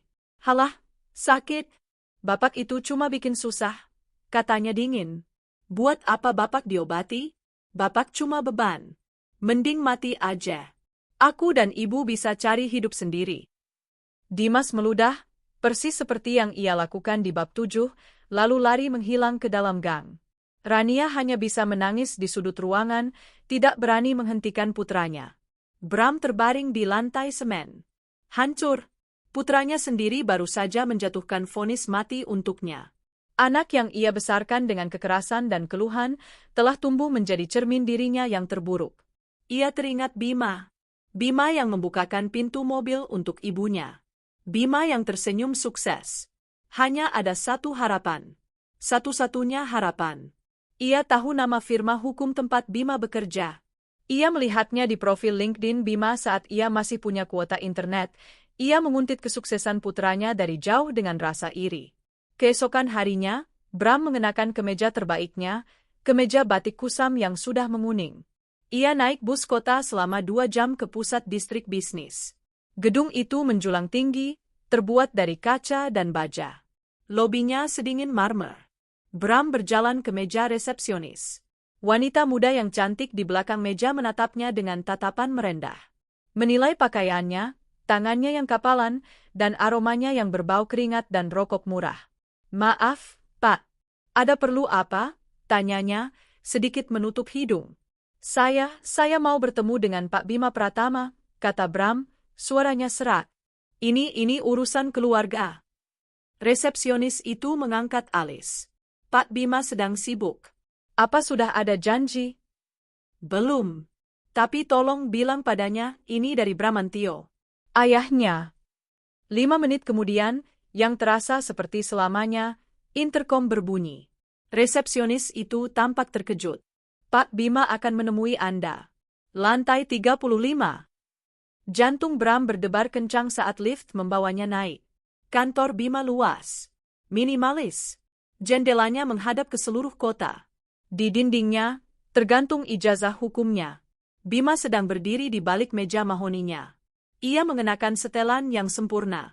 Wajahnya tenang, tapi matanya sedingin mata Anindita. Tidak ada kehangatan di sana. "Silakan duduk."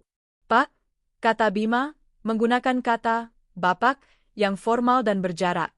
Bram duduk di kursi kulit yang mewah, merasa semakin kotor dan kecil. "Apa kabar, Bima?" Bram memulai dengan canggung. "Saya baik." "Anda?" jawab Bima, seperti sedang berbicara dengan klien yang tidak ia sukai. Aku tidak baik," kata Bram. Ia tidak bisa basa-basi. Ia meletakkan hasil röntgen di atas meja Bima yang rapi. "Aku sakit, Bima. Paru-paruku hancur. Aku butuh operasi untuk mengangkat tumor." Bima menatap lembaran foto hitam putih itu, tapi tidak menyentuhnya. Wajahnya tidak menunjukkan emosi. "Aku tahu aku bukan ayah yang baik," lanjut Bram, suaranya bergetar.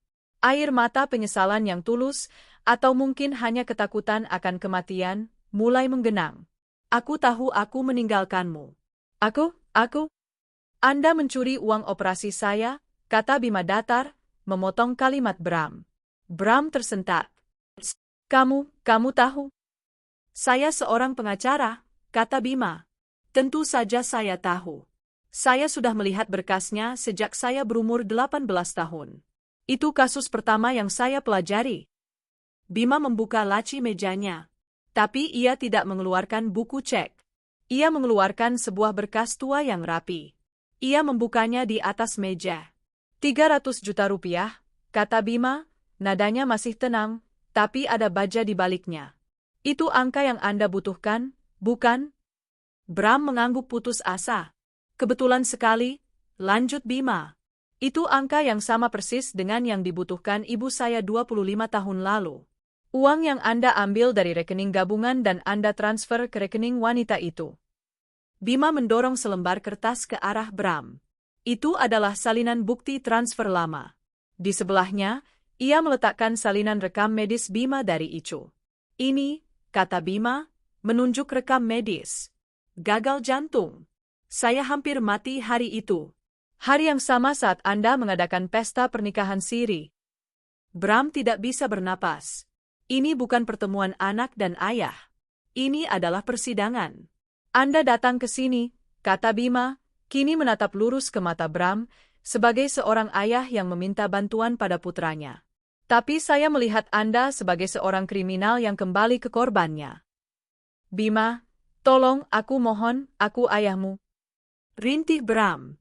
Ayah? Bima tertawa kecil, tawa yang dingin. Ayah saya adalah seorang wanita. Wanita yang membesarkan saya sendirian. Wanita yang bekerja siang malam untuk memastikan saya jadi orang. Wanita yang menyelamatkan saya saat Anda membiarkan saya mati. Bima berdiri. Menara gadingnya. Kekuasaannya. Operasi saya dulu dibayar oleh seorang teman. Operasi Anda? Bima terdiam sejenak, membiarkan harapan Bram melambung sedikit. Bayar sendiri. Bram membeku.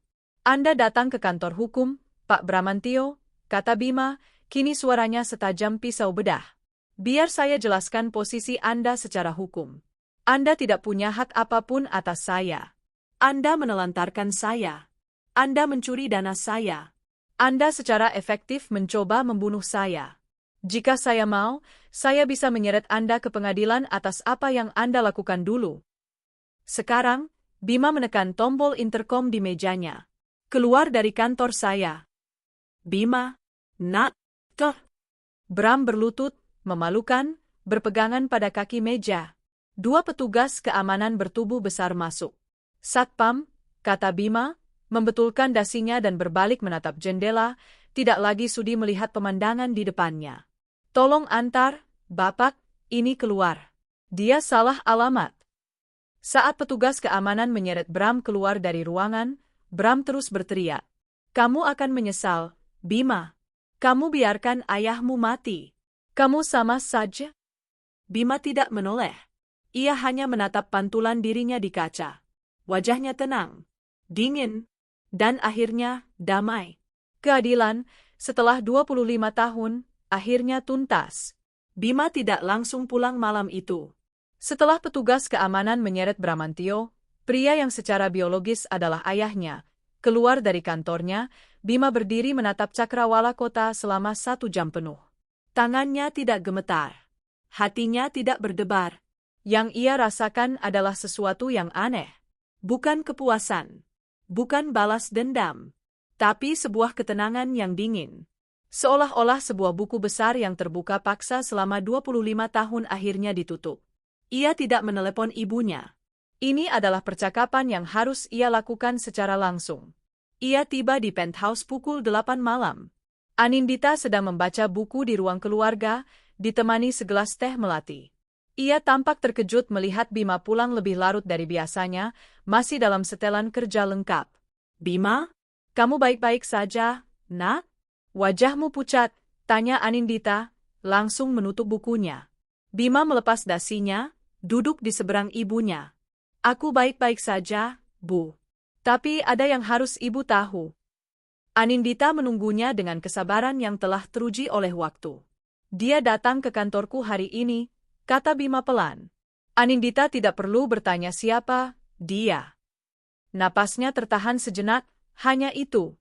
Tangannya yang memegang cangkir teh tetap stabil. Bramantio?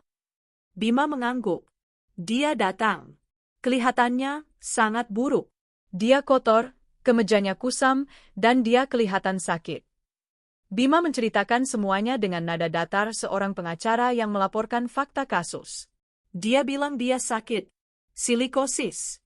Ada tumor di paru-parunya. Dia butuh operasi. Anindita memejamkan mata. Jadi, karma memang ada? Lalu, lanjut Bima, matanya menatap tajam ibunya, mencari reaksi. Dia bilang dia butuh uang. Berapa? Bisik Anindita. 300 juta. Teng. Cangkir teh itu bergetar sedikit di atas piring kecilnya. Anindita menatap putranya, tak percaya. Angka itu.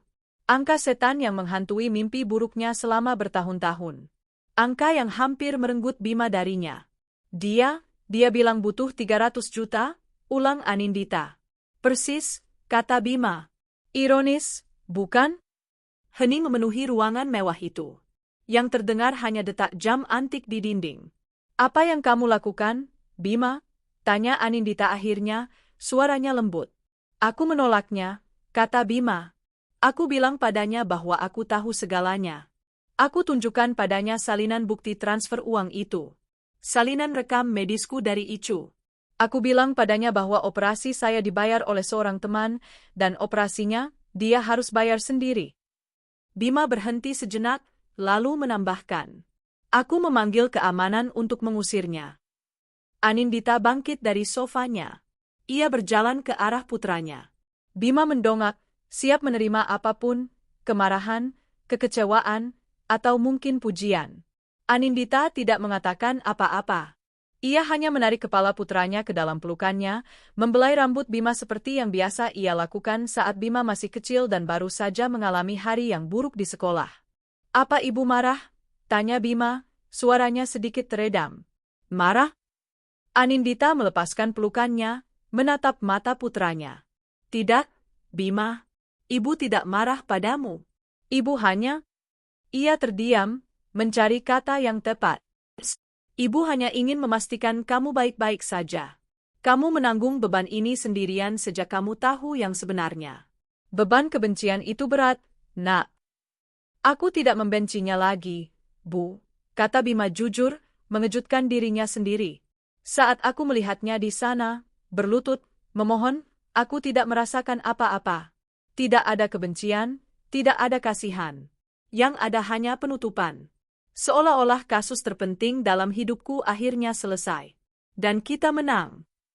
Anindita tersenyum, kali ini dengan air mata haru yang tulus. Ya, Nak, bisiknya. Kita menang. Sudah lama sekali kita menang. Ayo, ganti bajumu. Ibu siapkan makan malam. Perjalanan pulang ke kontrakan adalah neraka bagi Bram. Setiap langkah terasa berat, setiap tarikan napas membakar paru-parunya. Penolakan Bima, kekejaman yang ia rasa ia tidak pantas dapatkan, namun di lubuk hatinya ia tahu itu adalah balasan setimpal, telah mematahkan tulang punggungnya. Ia tiba di gang sempit itu menjelang tengah malam. Ia harus berhenti berkali-kali, memegangi dinding, batuk hebat. Ia mendorong pintu kontrakan yang tidak dikunci. Rania sedang duduk di lantai, menunggunya. Matanya bengkak. Di sudut ruangan, Dimas sedang merokok dengan gelisah. Rupanya uang yang ia curi sudah habis, entah untuk judi atau dipalak temannya. Gimana, Mas? Tanya Rania, ada sedikit harapan di suaranya. Harapan bahwa pria ini, yang dulu seorang manajer sukses, masih punya satu keajaiban terakhir. Bram tidak menjawab. Ia hanya berjalan gontai ke dipan kayu dan ambruk di atasnya. Dia menolakku, bisik Bram ke kasur yang bau apa. Harapan di wajah Rania padam. Menolak? Maksudmu, dia nggak mau bantu? Dia mengusirku, Bram tertawa, tawa yang terdengar seperti lolongan. Dia mengusirku pakai satpam. Dia bilang aku mencuri uangnya 25 tahun lalu. Apa? Pekit Rania. Dia tahu soal itu? Dia tahu semuanya. Bram membalikkan badan, menatap Rania dengan mata merah. Dia pengacara, bodoh. Dia simpan semua buktinya. Dia tahu kamu, dia tahu 300 juta itu. Ini semua salahmu. Kalau saja kamu tidak mendesakku. Kok aku lagi? Jerit Rania, tidak terima. Kamu yang mau. Kamu yang sombong. Kamu yang bilang dia nggak akan berani. Diam kau. Bram mencoba bangkit untuk memukul Rania, tapi serangan batuk yang hebat menghantamnya. Ia terbungkuk, memegangi dadanya. Hup, hup. Darah segar menyembur dari mulutnya, mengotori lantai semen yang sudah kotor. Rania menjerit ngeri. Dimas, yang sejak tadi diam, mematikan rokoknya. Wajah premannya memucat. Ia sering melihat orang berkelahi, tapi ia tidak pernah melihat orang batuk darah sebanyak ini. Pak? Panggil Dimas, sedikit takut. Bram terbatuk lagi. Napasnya terengah-engah. Matanya nanar menatap Rania, lalu Dimas. Istri yang ia rebut. Anak yang ia hasilkan dari pengkhianatan itu. Dimas telah mencuri sisa uangnya. Rania hanya bisa menjerit. Tidak ada yang menolongnya. Tidak ada yang memanggil ambulans. Mereka hanya menatapnya dengan ketakutan dan kejijikan. Bram teringat hari itu di rumah sakit. Anindita menangis di luar ruang Icu. Bima terbaring di dalam, berjuang sendirian. Kini, ia yang terbaring. Berjuang sendirian. Dikelilingi oleh orang-orang yang hanya memikirkannya sebagai beban. Rintih Bram, mengulurkan tangannya yang kapalan. Rania mundur selangkah. Dimas berbalik dan lari keluar kontrakan. Aku nggak mau lihat. Aku nggak mau urusan, teriaknya sebelum menghilang di kegelapan gang. Bram menatap istrinya, Rania, yang berdiri gemetar di sudut ruangan, menangis histeris, terlalu takut untuk mendekat. Ia sendirian. Benar-benar sendirian. Persis seperti ia meninggalkan Bima dulu. Malam itu, di kontrakan sempit yang berbau debu dan keputusasaan, waktu seolah berhenti. Bramantio terbaring di lantai semen. Darah menggenang di sekeliling kepalanya, bercampur dengan kotoran. Napasnya tersengal-sengal, lebih terdengar seperti gelembung udara yang pecah. Ia menatap Rania, yang berdiri membeku di sudut, wajahnya pucat pasi diterpa cahaya bohlam 5 watt. Lem? Bisiknya sekali lagi. Rania tidak bergerak. Ketakutannya lebih besar dari sisa cinta, jika memang pernah ada. Ia tidak takut kehilangan suaminya, ia takut pada darah. Ia takut pada kematian. Ia takut pada apa yang akan terjadi padanya setelah ini. Dimas sudah kabur, membawa sisa uang terakhir mereka. Meninggalkannya sendirian dengan pria sekarat ini. Mas, jangan mati di sini. Isak Rania, kata-kata yang keluar dari mulutnya bukanlah permintaan untuk suaminya bertahan hidup, tapi permohonan agar ia tidak merepotkannya dengan kematian. Bram menatap langit-langit triplek yang menghitam. Gelap. Semuanya menjadi gelap. Kilasan-kilasan bayangan menari di depan matanya yang mulai redup. Wajah Anindita, menangis di koridor Icu. Mas, Bima kritis. Wajah Rania, tertawa di pesta pernikahan siri, rumah ini maharku. Wajah Bima di lobi apartemen, gagah dan asing, agen sudah menunggu. Wajah Bima di kantornya, dingin seperti es, bayar sendiri. Wajah Dimas, mencibir, mending mati aja. Ia telah menukar emas dengan debu, dan kini, ia mati tercekik oleh debu itu. Batuk terakhir mengoyak paru-parunya. Rasa sakit yang luar biasa menghantam dadanya, lalu tidak ada apa-apa lagi. Tangan kapalan yang dulu menandatangani kontrak miliaran itu, kini terkulai lemas di lantai semen yang kotor. Mata Bramantio tetap terbuka. Menatap kosong pada kehidupan yang telah ia sia-siakan. Rania menunggu. Hening yang tiba-tiba itu lebih menakutkan daripada suara batuk darah tadi. Mas, panggilnya. Tidak ada jawaban. Mas Bram? Hening. Rania menjerit. Jeritan tertahan yang penuh kengerian. Ia tidak mendekat. Ia berbalik, merenggut tas selempangnya, dan berlari keluar kontrakan. Ia berlari menyusuri gang sempit, menjerit-jerit memanggil tetangga, mengumumkan bahwa suaminya telah pergi. Seminggu kemudian, pemakaman Bramantio sepi. Hanya dihadiri oleh beberapa tetangga yang iba dan Rania. Jenazahnya diurus oleh kas RT, menggunakan dana sumbangan warga. Ia dikuburkan di pemakaman umum yang penuh sesak, tanpa nisan yang layak. Dimas tidak pernah muncul. Ia hilang bagai ditelan bumi, membawa serta kutukan dari keluarga yang ia benci. Rania duduk sendirian di depan warung kelontongnya yang kini tutup permanen. Papan, dikontrakan, sudah terpasang di depan rumah petak itu. Ia tidak punya apa-apa lagi. Wajahnya yang dulu cantik kini kusam dan bengkak karena terus-menerus menangis.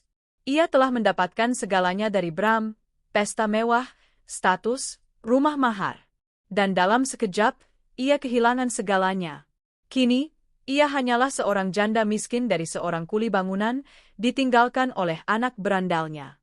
Sengsara adalah kata yang terlalu ringan untuk menggambarkan sisa hidup yang harus ia jalani.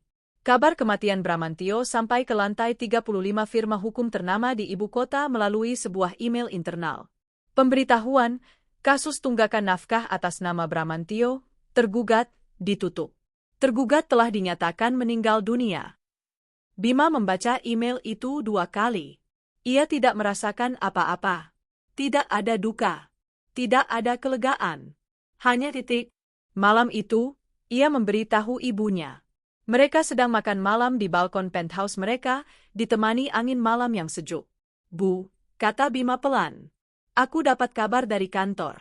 Bramantio meninggal dunia seminggu yang lalu. Tangan Anindita yang sedang memegang garpu berhenti di udara. Ia menatap putranya.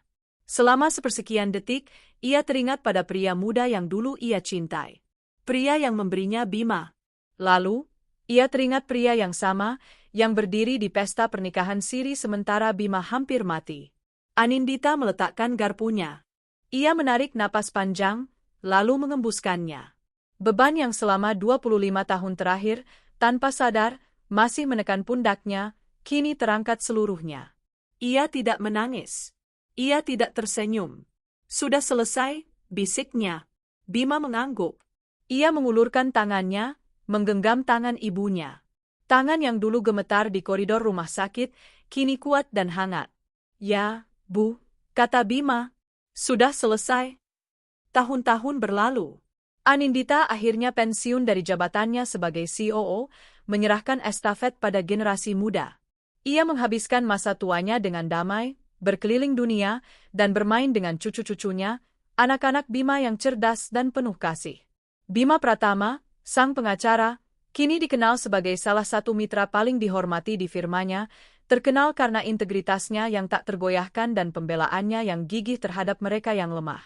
Ia menjadi sosok ayah bagi keluarganya, sosok yang tidak pernah ia miliki, memutus siklus rasa sakit itu selamanya.